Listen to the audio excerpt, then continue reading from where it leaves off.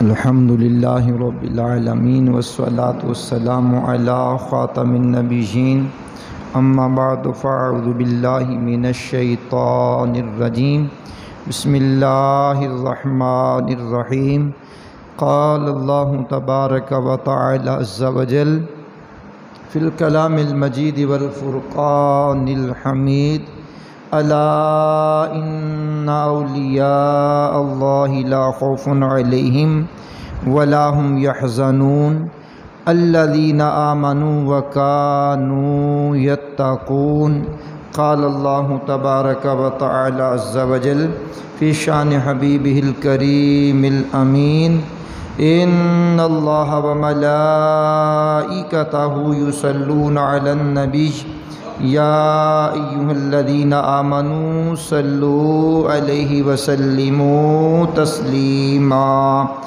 اللہم صل علی سیدنا و مولانا محمد معدن الجود والکرم وآلہ وبارک وسلم صلاۃ و سلاما علیک یا سیدی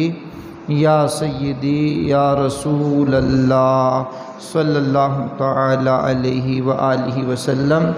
اللہ کریم کا کروڑہ کروڑ شکر ہے جس کی عطا اور توفیق سے آج ہم 10 صفر المظفر 1446 ہجری بمطابق 16 اگست 2024 کا یہ جمعہ مرکزی جامع مسجد انواری ممتاز آباد ملتان شریف میں رہتے ہوئے اس کی برکتیں لوٹ رہے ہیں۔ عرشوں کا مالک ہمارا یہاں آنا، مل بیٹھنا، ذکر و اذکار کرنا اللہ کریم قبول فرمائے اور ہماری دین و دنیا کی برکات کا سبب بنائے۔ آج ہماری گفتگو کا موضوع ہے ولایت کے حصول کا طریقہ۔ آپ جانتے ہیں کہ صفر المظفر کا مہینہ وہ ہے جس میں بے شمار اولیاء کرام رحمہم اللہ السلام کے آراس ہوا کرتے ہیں، اور کثرت سے اولیاء کرام نے اس ماہ مبارکہ کے اندر رحلت فرمائی ہے۔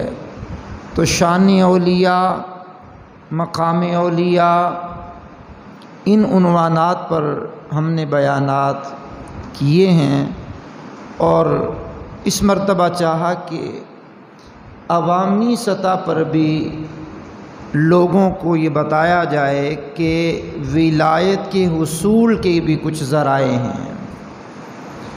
اب اچھا کاروباری ہو، اچھا دکاندار ہو، اچھا بزنس مین ہو، اچھا سیل مین ہو اور اچھا ہنرمند ہو، تو اس سے لوگ انٹرویو کرتے ہیں کہ یار آپ کو یہ مقام کیسے ملا، آپ کو یہ مرتبہ کیسے ملا، آپ نے غربت سے نکل کر کے امیری کا سفر کس طرح اختیار کیا، آپ ایک عام آدمی تھے تو آپ نے عام آدمی سے لے کر کے اتنی بڑی شہرت حاصل کی ہے، تو اس کے پیچھے راز کیا ہے، حکمتیں کیا ہیں۔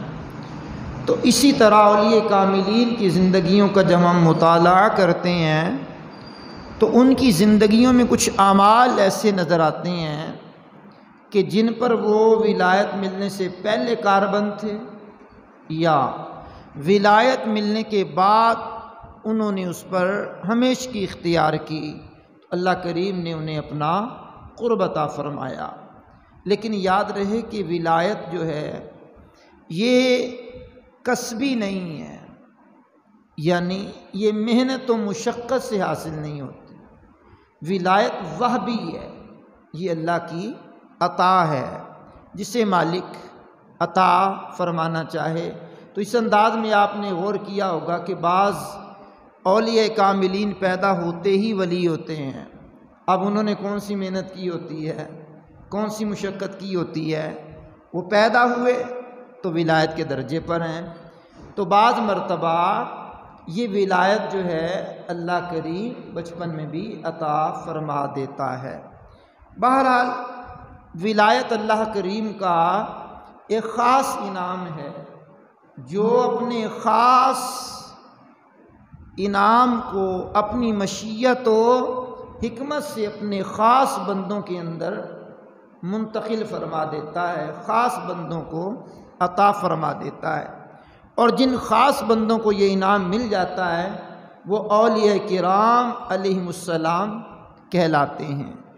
اولیاء کاملین کا یہ جو طبقہ ہے یہ ہمیشہ سے کائنات عالم میں موجود رہا ہے، لیکن یہ ولایت ایک مخفی چیز ہے، یہ پوشیدہ ہے۔ بعض کتابوں میں یہ بھی لکھا ہے کہ جو ولی ہوتا ہے اسے خود بھی پتہ نہیں ہوتا کہ میں ولی ہوں کہ نہیں ہوں، یعنی ولایت کا اس ولی کو بھی بعض مرتبہ علم نہیں ہوتا کہ میں ولایت کی منزلیں طے کر چکا ہوں یا نہیں۔ یہ اللہ کا انعام ہے اور اللہ کی خاص عطا ہے۔ بہرحال کچھ کام ایسے ہیں کہ جن کے کرنے سے اخلاص کے ساتھ بندہ وہ کام کرے تو اعلیٰ درجے کے اخلاص و کمال پر مبنی کثرت سے نیک اعمال کرنا، پھر ان اعمال پر استقامت اختیار کرنا، اس کے سبب بھی بعض مرتبہ اللہ کریم ولایت کا انعام عطا فرما دیتا ہے۔ بہرحال وہ جو نیک اعمال ہیں جن کے ذریعے اللہ ولایت کا انعام بھی عطا فرما دیتا ہے، اگر ولایت کا انعام نہ بھی ملے، ولایت کی نعمت نہ بھی ملے، تو اولیاء کاملین رحمہم اللہ المبین کے خاص فیضان کا حصہ ان اعمال کے ذریعے ضرور مل جائے گا۔ ان میں پہلا عمل یہ ہے اتباع سنت۔ اب اتباع سنت وہ چیز ہے، وہ کام ہے کہ جس کے ذریعے اللہ کریم ولایت کی منزلوں میں سے منزلیں طے کرنے کی اللہ توفیق عطا فرما دیتا ہے۔ یوں اس کو لیجئے کہ ولایت اللہ کی محبوبیت ہے، اور اللہ کریم اپنی محبوبیت اسی کو عطا کرتا ہے جو اس کے محبوب کو محبوب رکھے اور اس کے محبوب کی اداؤں کو ادا کرے۔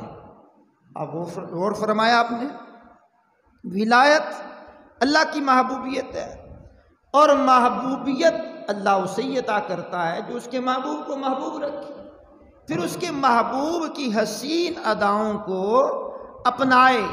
تو جب حسین اداؤں کو اپناتا ہے تو مالک کائنات اس بندے کے بارے میں قرآن کریم کی سورہ آل عمران کی آیت نمبر 31 میں ارشاد فرماتا ہے، قُلْ إِن كُنتُمْ تُحِبُّونَ اللَّهَ فَاتَّبِعُونِي يُحْبِبْكُمُ اللَّهُ۔ ارشاد خدا بندی ہے، اے حبیب آپ فرما دو کہ اے لوگو، اگر تم اللہ سے محبت کرتے ہو تو میرے فرما بردار بن جاؤ۔ جب تم میرے فرما بردار بن جاؤ گے تو اللہ تم سے محبت فرمائے گا، اللہ کریم تم سے محبت کرے گا۔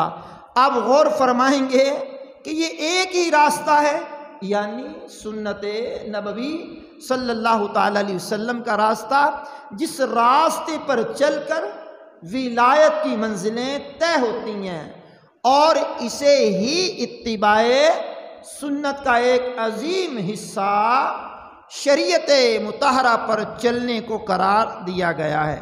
اب شریعت مطہرہ پر چلنے کے بغیر نہ تو کوئی ولایت کی منزلوں کی طرف بڑھ سکتا ہے، نہ اس منزل مقصود کو پا سکتا ہے، بلکہ راہ سنت کو چھوڑ کر کے ولایت کے راستے پر چلنا ناممکنات میں سے ہے، اور ممکن اسی کے لیے ہوگا جو سنت محبوب کو تھام کر کے کریم آقا کی اتباع کرتے ہوئے شریعت مطہرہ پر عمل کرتے ہوئے راہ سنت پر چلے، تو پھر مالک کائنات اس کو ولایت کی منزلیں عطا کرتے ہوئے، وہ منزلوں پر منزلیں طے کرتے ہوئے بالآخر ولایت کی منزل تک پہنچ جاتا ہے۔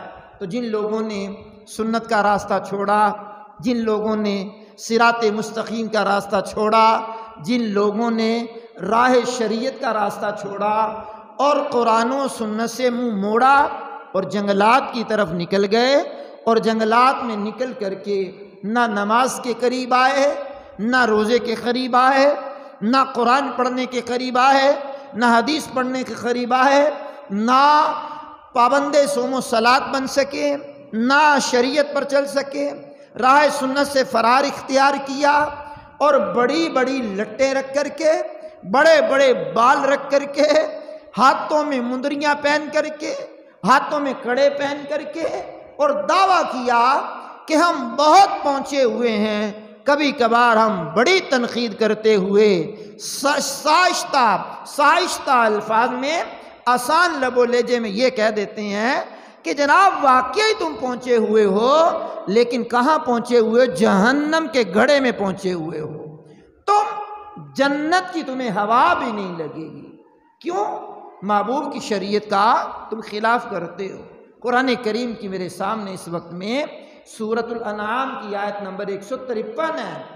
تو یہ راستہ جو سنت کا ہے، یہ راستہ کیسا ہے؟ قرآن کریم نے کہا ہے وَأَنَّ هَذَا صِرَاطِي مُسْتَقِيمًا فَاتَّبِعُوهُ وَلَا تَتَّبِعُوا السُّبُلَ فَتَفَرَّقَ بِكُمْ عَنْ سَبِيلِهِ۔ کریم مالک نے ارشاد فرمایا، اور یہ کہ میرا سیدھا راستہ ہے تو اس پر چلو اور دوسری راہوں پر نہ چلو، ورنہ وہ راہیں تمہیں اس کے راستے سے جدا کر دیں گی۔ اب یہ قرآن کریم میں اللہ کا راستہ سیدھا راستہ ہے، اور سیدھے راستے پر چلنے کا حکم ہے، دوسری راہوں سے بچنے کا حکم ہے۔ تو جب ہم کسی کو متنبع کرتے کہتے ورنہ، تو مالک نے فرمایا ورنہ وہ راہیں تمہیں اس کے راستے سے جدا کر دیں۔ جو صراط مستقیم کا راستہ ہے حقیقت میں وہی راستہ ہے، اور جو اعمال حسنہ ایسے ہیں کہ جن کے ذریعے بندے کو ولایت ملنے کے امکانات ہوتے ہیں، ان میں پہلا وصف یہ ہونا چاہیے اتباع سنت کا، اتباع سنت کا۔ بہرحال دوسرا وصف ہے، دوسرا عمل ہے جو تقوی ہے، اور اللہ کریم نے اس تقوی کے عمل کو ولیوں کی خاص صفت قرار دیا ہے۔ اور قرآن کریم کی جو میں نے سورہ یونس کی آیت نمبر 62 اور 63 کو موضوع بنایا، الا ان اولیاء اللہ لا خوف علیہم ولا هم يحزنون الذین آمنوا وکانوا یتقون۔ مالک کریم نے فرمایا سن لو، خبردار، بے شک اللہ کے ولیوں پر نہ کچھ خوف ہوگا نہ وہ غمگین ہوں گے، وہ جو ایمان لائے اور ڈرتے رہے۔ اب یہ ولیوں کا نمایاں وصف ہے، ولیوں کی نمایاں خوبی ہے، ولیوں کی نمایاں صفت ہے، کیا؟ تقوی۔ اب تقوی کا معنی کیا ہے؟ کہ بندہ گناہوں سے بچے۔ تقوی کا معنی کیا ہے؟ کہ بندہ اللہ کی نافرمانیوں سے بچے۔ تقوی کا معنی کیا ہے؟ نفسانی خواہشات سے بندہ بچے۔ تقوی کا معنی کیا ہے؟ بندہ اللہ کے ناراض ہونے والے کاموں سے اجتناب کرے، گناہوں سے پرہیز کرے، بچے، نفسانی خواہشات پر کنٹرول کرے، اپنے نفسی شرارتوں سے محفوظ رہنے کے اقتدامات کرے۔ اللہ کی عطا کردہ توفیق سے اگر بندہ گناہوں سے بچ جاتا ہے، نفسانی خواہشات سے بچ جاتا ہے، تو پھر یہ وہ راستے پر چل رہا ہے کہ جو اولیاء کرام کی منزل تک پہنچاتا ہے، ولایت کی حسین منزل تک یہ راستہ پہنچ جاتا ہے۔ قرآن کریم کی تفسیر پڑھ رہا تھا تو اس میں لکھا ہے کہ حضرت ایک مسکی نام کے ایک لقب کے ایک بزرگ ہیں، نام تو ان کا کچھ اور تھا لیکن مسکی نام سے مشہور ہو گئے۔ مسکی کہتے ہیں خوشبوؤں میں بسے ہوئے بندے کو۔ بڑی خوشبو اس بزرگ سے رحمت اللہ علیہ سے آیا کرتی تھی۔ اب وہ بڑے حسین و جمیل بھی تھے اور بڑے وجاہت والے بھی تھے، اور ابتدا میں ان کے حالات میں لکھا ہے کہ وہ شرمیلے بھی بہت تھے۔ ان کے گھر والوں نے انہیں کپڑے کی دکان پر بٹھا دیا، اور کپڑے کی دکان پر بٹھایا تو کوئی عورت گاہک بن کر کے آئی، اس نے کہا ہمیں کپڑے دکھائے جائیں، ہماری مالکن نے کپڑے منگوائے ہیں۔ تو اس کے سامنے کپڑے کھول لے گئے، وہ انتخاب کرتی گئی، یہ بھی دے دو، یہ بھی دے دو، یہ بھی دے دو۔ بالآخر کافی سارے کپڑے اس نے جمع کر لیے اور پھر کہنے لگی کہ اب اس نوجوان کو بھیجو کہ ہماری مالکن تک یہ کپڑے لے کر کے جائے، جو پسند آ جائیں گے رکھ لیے جائیں گے، اور جو نہیں رکھنے ہوں گے وہ واپس کر دیے جائیں گے، جو رکھ لیے جائیں گے ان کی قیمت ادا کر دی جائے گی۔ تو یہی حضرت مسکی رحمۃ اللہ تعالی علیہ فرماتے ہیں کہ جب میں ان کے گھر پر گیا تو وہ مالکن اس کی جو تھی بڑے بن سنور کر کے، بڑے مکارانہ انداز میں سج دھج کے اپنے خاص کمرے میں بیٹھی ہے، اور مجھے دیکھتے ہی اس نے کمرے کا دروازہ بند کر لیا اور میں کمرے میں، اور کنیز وہاں سے چلی گئی۔ اب اس نے چاہا کہ میں اسے اپنی طرف مائل کروں، لیکن جسے اللہ بچاتا ہے اسے کوئی نقصان نہیں پہنچا سکتا۔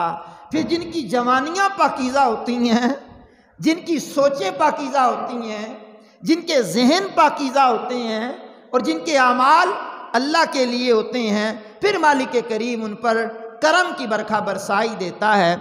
اس عورت نے چاہا کہ اس نوجوان کو مائل کروں اور بدکاری کی طرف اس کو لے کر کے آؤں۔ حضرت مسکی فرماتے میں نے کہا اللہ سے ڈرو، یہ عجیب و غریب کام نہ تو میں نے کبھی کیا ہے، نہ میں نے اس کام کا ارادہ کیا ہے، اور میں اللہ سے پناہ چاہتا ہوں تیری اس شرارت کی وجہ سے۔ خیر وہ باز آنے کی طرف نہیں آئی، مسلسل مجھے ورگلاتی رہی۔ آپ فرماتے میں نے ایک ترکیب سوچی، اسے میں نے کہا مجھے بیت الخلاء میں جانے دیا جائے، بیت الخلاء میں جانے دیا جائے۔ تو بیت الخلاء میں جانے کے بہانے سے فرماتے میں بیت الخلاء میں گیا۔ اگلی بات جو ہے یہ تفسیر قرآن صراط الجنان فی تفسیر القرآن کی سورہ النساء کی کسی آیت کی تفسیر بیان کرتے ہوئے شیخ الحدیث و تفسیر علامہ مفتی محمد قاسم عطاری صاحب نے یہ واقعہ الروض الریاحین کے حوالے سے تعریر فرمایا ہے۔ اب آپ غور کریں گے تو جب وہ بیت الخلاء میں گئے تو بیت الخلاء کی ساری غلاظت جو ہے اپنے جسم پر ملی، اور جسم پر ملنے کے بعد جو ہے باہر آئے، آنکھیں پھاڑ پھاڑ کر کے اس کو دیکھنے لگے۔ اس عورت نے مالکن نے شور مچا دیا کہ پاگل پاگل پاگل پاگل پاگل، پکڑو اس کو، پاگل پاگل۔ تو وہ اس کے خدام آئے، کنیزیں آئیں، انہوں نے مجھے ایک ٹاٹ میں لپیٹا، اور ٹاٹ میں لپیٹ کر کے مکان کے اوپر سے مجھے گرا دیا، اور فرمانے لگے جب میں نیچے گرا تو قریب ایک باغ تھا، میں باغ میں پہنچا، میں نے اپنے جسم کو پاک کیا، میں نے اپنے کپڑوں کو پاک کیا، اور پاک صاف ہو کر کے پلٹ کر کے میں اپنے رہائش گاہ پر آیا، اور رات ہوئی تو میں سو گیا۔ جب میں سو گیا تو میری سوئی ہوئی قسمت انگڑائی لے کر کے جاگ اٹھی۔ میں نے خواب کے اندر حضرت جبریل علیہ السلام کو دیکھا۔ جبریل علیہ السلام نے پیارے جملے ارشاد فرماتے ہوئے میرے جسم پر ہاتھ پھیرا، اور جیسے ہی انہوں نے میرے جسم پہ ہاتھ پھیرا تو میں صبح اٹھا تو میرے سارے بدن سے خوشبوؤں کی لپٹیں آ رہی تھیں، اور کہا گیا یہ بدکاری سے بچنے کا تمہیں انعام دیا گیا ہے۔ آپ غور کریں ذرا کہ جن کی جوانیاں پاکیزہ ہوتی ہیں، جن کی سوچیں پاکیزہ ہوتی ہیں، جن کے دماغ پاکیزہ ہوتی ہیں، جن کے اعمال پاکیزہ ہوتی ہیں، جن کے کردار پاکیزہ ہوتی ہیں، جن کی گفتار پاکیزہ ہوتی ہے، جن کی نگاہیں پاکیزہ ہوتی ہیں، وہ پھر ان گناہوں کی طرف بڑھتے نہیں ہیں، پھر وہ اللہ سے ڈرتے ہیں، اور اللہ رب العالمین کا خوف رکھتے ہوئے اس سے ڈر کر کے گناہوں سے توبہ کرتے ہیں۔ تو جب گناہوں سے توبہ کر لیتی ہیں تو پھر وہ نیک اعمال کی طرف بڑھتے ہیں۔ جب نیک اعمال کی طرف بڑھتے ہیں تو مالک کریم پھر ان کو ولایت کی منزلیں طے کرواتا ہے۔ بالآخر وہ ایک مقام آتا ہے کہ وہ ولی اللہ بن کر کے معاشرے میں مشہور ہو جاتے ہیں۔ یہی وہ بزرگ ہیں جس راستے سے گزر جاتے تھے اس راستے سے خوشبوؤں کی لپٹیں آنے لگ جاتی تھیں، بلکہ جس مسجد میں جاتے لوگ ان کی خوشبو سونگھ کر کے معلوم کر لیتے حضرت مسکی آ گئے ہیں۔ سبحان اللہ، یعنی ان کا نام دب گیا اور یہ لقب جو ہے ان کا خوشبوؤں میں بسا ہوا یہ عام ہو گیا۔ تو دوسرا عمل کیا ہے؟ تقوی۔ ولایت کے حصول کا دوسرا طریقہ ہے تقوی۔ تو تقوی وہ چیز ہے کہ جس کے ذریعے بندہ اللہ تعالیٰ کی ولایت کو حاصل کرنے کی طرف بڑھتا ہے۔ تیسرا عمل ہے دل کو غیر اللہ سے پاک کرنا، غیر خدا سے دل کو پاک کر لینا۔ وہ مالک یکتا ہے اور یکتائی کو پسند فرماتا ہے، اور ایمان کی مٹھاس وہ اسے عطا فرماتا ہے جو اس کریم رب سے سب سے زیادہ محبت کرے۔ سبحان اللہ، اللہ کریم سے سب سے زیادہ پیار کرنے والا ہو، اللہ کریم سے سب سے زیادہ محبت کرنے والا ہو، کثرت کے ساتھ اللہ کریم کا ذکر کرے اور کثرت کے ساتھ مالک کائنات کی فرما برداری کرے، تو مالک کائنات اسے بھی ولایت کا انعام عطا فرما دیتا ہے جب وہ مالک چاہتا ہے۔ اب آئیے تیسرا عمل ہے اپنے دل کو غیر اللہ سے پاک کرنا۔ اب غیر اللہ سے پاک کرنا، اس سے مراد کیا ہے کہ دل کے اندر اللہ کی محبت، اللہ کی چاہت، اللہ کریم کا پیار، اللہ کریم کی الفت، اللہ کا خوف، اللہ کی خشیت، یہ ساری باتیں جب دل میں ہوں گی تو بندہ اللہ کریم سے محبت کرنے میں کامیاب ہو جائے گا۔ اب قرآن کریم کی میرے سامنے سورۃ البقرہ کی آیت نمبر 165 ہے۔ 165 نمبر آیت میں مالک کائنات نے اہل ایمان کا ایک وصف بیان کیا ہے اور کمال کا وصف بیان کیا ہے۔ کریم رب نے فرمایا والذین آمنوا اشد حبا للہ، ارشاد خدا بندی ہے، اور ایمان والے سب سے زیادہ اللہ سے محبت کرتے ہیں۔ آواز اونچی آئے گی بھائی جان۔ ایمان والے سب سے زیادہ اللہ سے محبت کرتے ہیں۔ بھائی جان، اہل ایمان کا بس سب سے زیادہ اللہ سے پیار کرنا، آپ بھی اپنی زندگی پہ غور کر لیں، میں بھی اپنی زندگی میں غور کر لیتا ہوں، آپ بھی اپنے اعمال پہ غور کر لیں، میں بھی اپنے اعمال پہ غور کر لیتا ہوں۔ آپ کو مجھے اللہ کریم سے کتنا پیار ہے، کتنی محبت ہے۔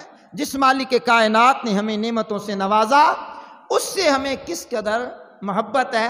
ایمان والوں کا یہ وصف مالک کائنات نے کلام پاک میں بیان کیا، اور آگے ایک حدیث پاک آپ کے سامنے پڑھنا چاہتا ہوں جس کی تعلیم حضور نے اپنی امت کو یوں ارشاد فرمائی ہے۔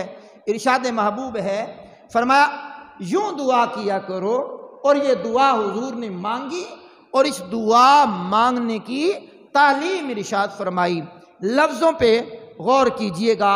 مالک کائنات کے حبیب نے فرمایا اللہم اسألک ایمانا یباشر قلبی حتی اعلم ان لن یصیبنی الا ما کتبت لی ورضا بما قدرت علی او کما قال۔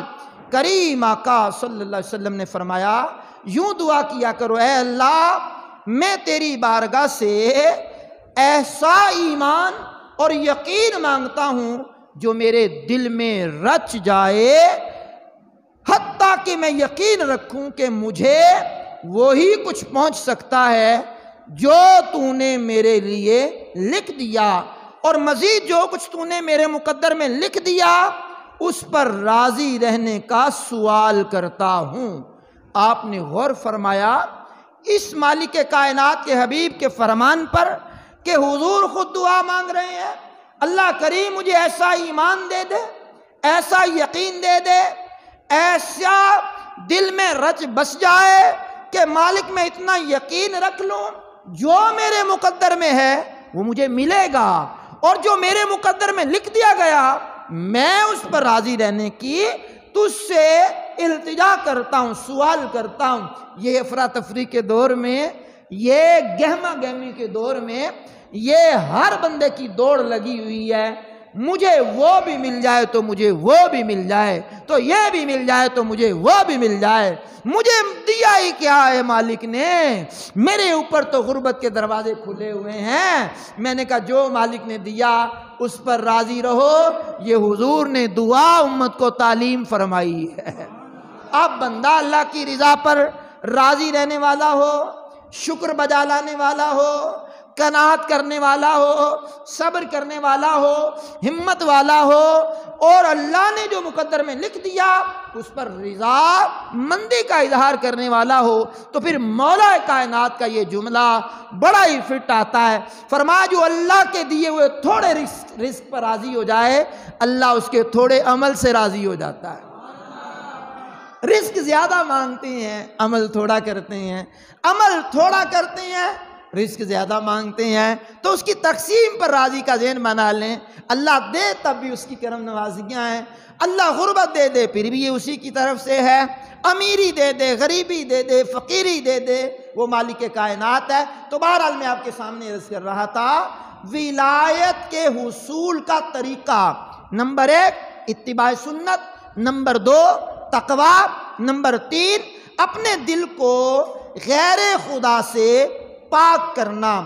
چوتھا جو عمل ہے وہ بھی بہت پیارا عمل ہے۔ اب آئیے ذرا چوتھا عمل بتانے سے پہلے آپ کو اسی حوالے سے قرآن کریم کی سورہ نور کی آیت نمبر 37 آپ کے سامنے رکھنا چاہتا ہوں۔ کیا بات ہے، اللہ والوں کی کیا بات ہے، سبحان اللہ الکریم۔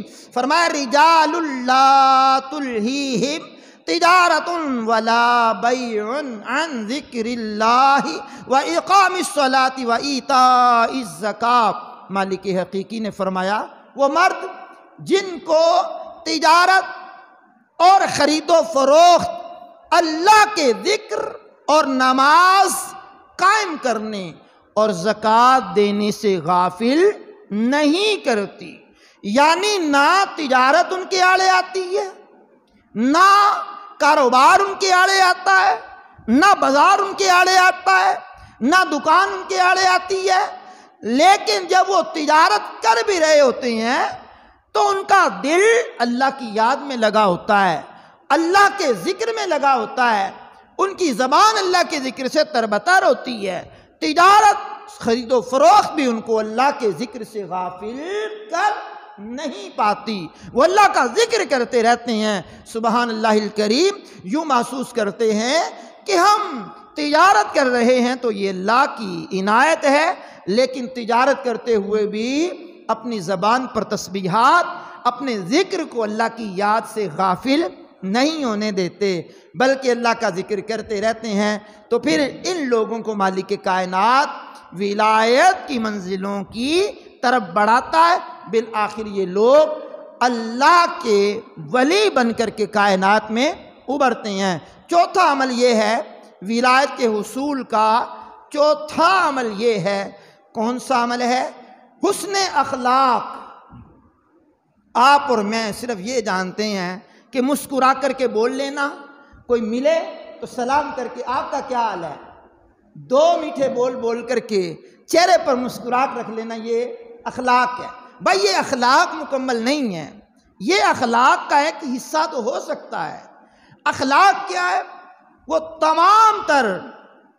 تمام تر چیزیں جو رسول اللہ کی زندگی میں پائی جاتی ہیں، وہ طریقہ کار جو رسول اللہ کا ہے، وہ اعمال جو رسول اللہ کے ہیں، وہ تمام کے تمام اخلاق میں سے ہیں۔ اور دیکھیے اس طرح بزرگوں نے یہ بات بھی لکھی ہے کہ اخلاق میں اللہ تبارک و تعالیٰ کی وہ صفات، کیونکہ وہ حلیم ہے، وہ سلام ہے، وہ وہاب ہے، معطی ہے، صبور ہے، شکور ہے، کریم ہے، رحیم ہے، رحمان ہے، وہ غفار ہے، ستار ہے۔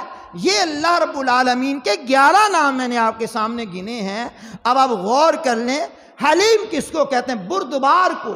اب اللہ حلیم ہے تو بندے کو بھی حلیم بن جانا چاہیے، بردباری سے اس کو کام لینا چاہیے، اور اس کو عجلت سے اور اس کو بالکل غصیلے انداز میں نہیں، حلیم الطبع ہونا چاہیے۔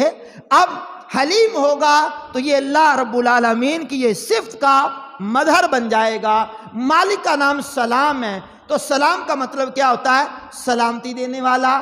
اب یہ بندوں کو اس سے سلامتی ملے، بندوں سے یہ بردباری سے کام لے۔ اسی طرح موتی کا مطلب کیا ہے؟ دینے والا۔ تو بندے بانٹنے والے ہونے چاہیے، دینے والے ہونے چاہیے، اور اللہ کی مخلوق کی امداد کرنے والے ہونے چاہیے۔ اسی طرح شکر کرنے والا، اللہ اکبر، اللہ رب العالمین کا بندہ شکر کرنے والا ہو، کرم فرمانے والا ہو، رحم کرنے والا ہو، غفار، ستار، یہ اس کی صفتیں ہیں، تو ان کی صفتوں کا، مالک کائنات کی صفتوں کا بندہ مظہر بن جائے تو تمام مخلوقات میں بندہ پھر عرفہ والا بننے کی طرف بڑھ جاتا ہے۔ اب کریم آقا علیہ السلام نے ایک مثال دے کر کے سمجھایا ہے، اور کمال مثال ہے۔ اگر آپ غور کریں گے تو مالک کائنات نہ تو بیٹے رکھتا ہے، نہ بیٹیاں رکھتا ہے، نہ اپنا مکان خاص جس میں وہ رہتا ہے نہیں رکھتا، کنبہ بھی نہیں ہے اس کا، برادری بھی نہیں ہے۔ لیکن شعب الایمان کی ایک حدیث ہے، اور کمال کی حدیث ہے یہ، مثال کے طور پر مالک کائنات کے محبوب علیہ السلام نے فرمایا کہ تمام مخلوق اللہ کی عیال ہے۔ جس طرح کہتے ہیں اہل و عیال، تو یہ ہماری طرح کا اہل و عیال نہیں، ایک مثال دی حضور نے، تمام مخلوق اللہ کی عیال ہے۔ جو اللہ کی عیال کے ساتھ اچھا سلوک کرے گا، پیار کرے گا، تو اللہ کریم اس کے ساتھ بھی اچھا سلوک کرے گا۔ یعنی پوری مخلوق، جس طرح ہم اپنے اہل و عیال کا خیال کرتے ہیں، اپنی بیٹیوں کا خیال کرتے ہیں، اپنے بیٹوں کا خیال کرتے ہیں، اپنے گھر والوں کا خیال کرتے ہیں، اسی طرح مالک کائنات کے حبیب نے مثال دی ہے۔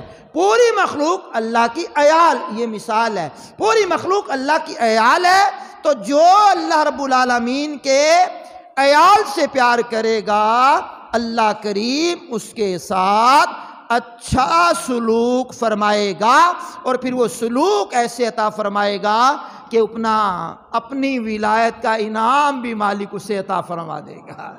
اس وقت میں میرے سامنے سورہ آل عمران کی ایک آیت کریمہ 134 نمبر آیت ہے، اس میں بھی مالک کائنات نے اپنے خاص بندوں کا وصف بیان کیا ہے۔ وَالْكَاظِمِينَ الْغَيْظَ وَالْعَافِينَ عَنِ النَّاسِ وَاللَّهُ يُحِبُّ الْمُحْسِنِينَ، اور غصہ پینے والے، لوگوں سے درگزر کرنے والے، اور اللہ نیک لوگوں سے محبت فرماتا ہے۔ تو یہ جو اعمال ہے، یہ ولایت کی منزلیں طے کرنے والے ہیں، ولایت کی منزلیں طے کروانے والے اعمال ہیں۔ پانچواں عمل یہ ہے کہ بندہ عاجزی اختیار کرے، عجز اختیار کرے، تکبر اپنے قریب بھی نہ آنے دے، اعمال کے ذریعے بھی نہیں، افعال کے ذریعے بھی نہیں، گفتار کے ذریعے بھی نہیں، انداز کے ذریعے بھی نہیں، تکبر تو قریب نہ آئے، عجز، عاجزی اختیار کرے۔ کسی کہنے والے نے کہا، او بندہ ہے تے بندہ رہنا ہی ایویں قادی بلے بلے، اج مٹی دے اتے بندیا کل مٹی دے تھلے۔ اوقات تو تیری یہ ہے نا، مٹی سے بنا ہے، مٹی میں جانا ہے، مٹی سے تو نے اٹھنا ہے۔ اللہ اکبر۔ تو تکبر کیسا؟ عاجزی، جس چیز میں عاجزی ہوتی ہے اسے وہ زینت دیتی ہے، جس میں سختی ہوتی ہے اس کو عیبدار بنا دیتی ہے۔ تو نرمی، عجز، عاجزی کا مقام و مرتبہ ڈاکٹر اقبال کے کلام سے بھی سمجھ سکتے ہیں۔ ڈاکٹر اقبال علیہ رحمہ نے کیا خوبصورت انداز اپنایا، فرمایا مٹا دے اپنی ہستی کو اگر کچھ مرتبہ چاہے، کہ دانہ خاک میں مل کر گلے گلزار ہوتا ہے۔ وہ اپنی ہستی کو مٹاتا ہے تو اللہ اس پر بہار عطا فرما دیتا ہے، باغ و بہار بنا دیتا ہے۔ تو تکبر کرنے والوں کے بارے میں سورہ نحل کی آیت نمبر 23 میں مالک کائنات نے ارشاد فرمایا، اِنَّهُ لَا يُحِبُّ الْمُسْتَكْبِرِينَ، بے شک اللہ مغروروں کو پسند نہیں کرتا۔ مغرور بندہ چاہتا ہے کہ میں سب سے بڑا رہوں، میں سب سے بڑا ہوں، لیکن بھائی وہ غرور کرنے والے کو تو اللہ پسند ہی نہیں فرماتا۔ مالک تو مالک ہے، تکبر کرنے والے کو تو بندے بھی پسند نہیں کرتے، اللہ کیسے پسند کر لے گا؟ اگلی بات سنیے ذرا، اور عاجزی کرنے والوں کی تعریف مالک نے کرتے ہوئے سورہ فرقان کی آیت نمبر 63 میں فرمایا وَعِبَادُ الرَّحْمَنِ الَّذِينَ يَمْشُونَ عَلَى الْأَرْضِ هَوْنًا، اور رحمان کے وہ بندے جو زمین پر آہستہ عاجزی کے ساتھ چلتے ہیں، یعنی تکبر سے نہیں چلتے، پاؤں پٹک پٹک کر کے نہیں رکھتے، گریبان کھول کر کے، بازو ہلا ہلا کر کے نہیں چلتے، عاجزی کے ساتھ چلتے ہیں، عجز اختیار کرتے ہیں، اور تکبر سے وہ لوگ بچتے ہیں۔ جو اللہ کے لیے عاجزی اختیار کرتا ہے تو اس کے بارے میں کریم آقا رحیم آقا صلی اللہ تعالی علیہ وسلم کا فرمان بھی ہے، فرمایا جو کوئی شخص اللہ کے لیے عاجزی اختیار کرے گا اللہ تعالیٰ اسے بلندی عطا فرمائے گا۔ اونچی بول سکیں گے بھائی؟ اللہ کریم اسے بلندی عطا فرمائے گا۔ اب مکہ فتح ہو گیا، فاتح مکہ حضور بن گئے، لیکن سیرت نگاروں نے لکھا ہے جب مکے میں داخل ہوئے تو آپ کا سر غرور و تکبر سے اونچا نہیں تھا، بلکہ شارحین حدیث نے لکھا ہے، سیرت نگاروں نے لکھا ہے جب حضور مکے میں داخل ہوئے تو اپنے سر کو جھکا کر کے داخل ہوئے ہیں۔ مکہ بھی فتح کر لیا ہے، مکہ بھی فتح کر لیا ہے، لیکن سر جھکا ہوا ہے حضور کا۔ اللہ رب العالمین نے عجز اتنا عطا کیا ہے کہ سر جھکا ہوا ہے اور مکے میں داخل ہو رہے ہیں۔ کیا بات ہے میرے کریم آقا کی۔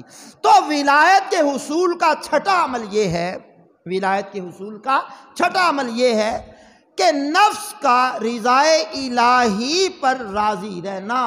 بندے کا جو نفس ہے اللہ پر راضی رہے، نفس کی شرارتوں سے بندہ بچے، اپنے نفس کو اللہ کی رضا پر راضی رکھنے کی کوشش کرتا رہے۔ قرآن کریم کے اندر سورہ توبہ کی آیت نمبر 111 میں مالک نے فرمایا ان اللہ اشتری من المؤمنین انفسهم واموالهم بان لهم الجنہ، فرمایا بے شک اللہ نے مسلمانوں سے ان کے مال اور ان کی جانیں اس بدلے میں خرید لیے ہیں کہ ان کے لیے جنت ہے۔ سبحان اللہ۔ تو اپنے نفس کو اللہ کی رضا پر راضی رکھیں۔ قل ان صلاتی و نسکی و محیای و مماتی للہ رب العالمین، یہ سورہ انعام کی آیت نمبر 162 ہے۔ مالک کریم نے فرمایا حبیب کہہ دو بے شک میری نماز، میری قربانیاں، میرا جینا، میرا مرنا سب اللہ رب العالمین کے لیے ہے۔ تو یہ چھٹا عمل ہے۔ اور ساتواں اور آخری عمل سنیے ذرا، مالک حقیقی نے اعلان کیا ہے، فرمایا جو ولایت چاہتا ہے اس کے بارے میں اللہ کریم کا ارشاد بھی سناتا ہوں، عمل سنیے۔ عمل یہ ہے کہ وہ اپنی زندگی میں اللہ کے ذکر کو اپنی زندگی کا معمول بنا لے، اپنے آپ کو ذکر اللہ کے لیے تیار کر لے، اللہ کا ذکر بندہ کرتا رہے تو اللہ کریم اسے بالآخر ولایت کی منزلیں طے کروا کر کے منزل مقصود پر پہنچا کر کے اسے ولایت کا انعام عطا فرما دیتا ہے۔ قرآن کریم کی میرے سامنے آیت ہے سورہ آل عمران کی آیت نمبر 191، مالک فرماتا الذین یذکرون اللہ قیاما وقعودا وعلی جنوبہم، جو کھڑے اور بیٹھے اور پہلوؤں کے بل لیٹے ہوئے اللہ کو یاد کرتے ہیں۔ پھر قرآن کریم کی سورۃ الاحزاب میں کہا آیت نمبر 35 وَالذَّاكِرِينَ اللَّهَ كَثِيرًا وَالذَّاكِرَاتِ، اللہ کو بہت یاد کرنے والے اور بہت یاد کرنے والیاں۔